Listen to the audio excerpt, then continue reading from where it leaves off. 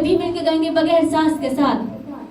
जिंदा को मुर्दों में क्यों ढूंढते हो तुम, उसके बारे में क्यों पूछते हो।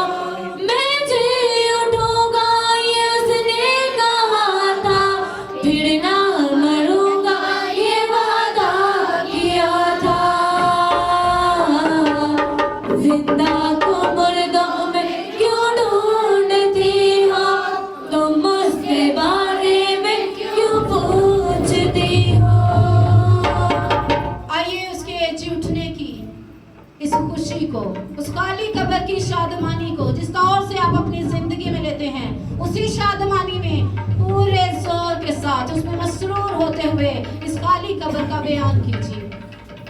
जिंदा को मुर्दों में क्यों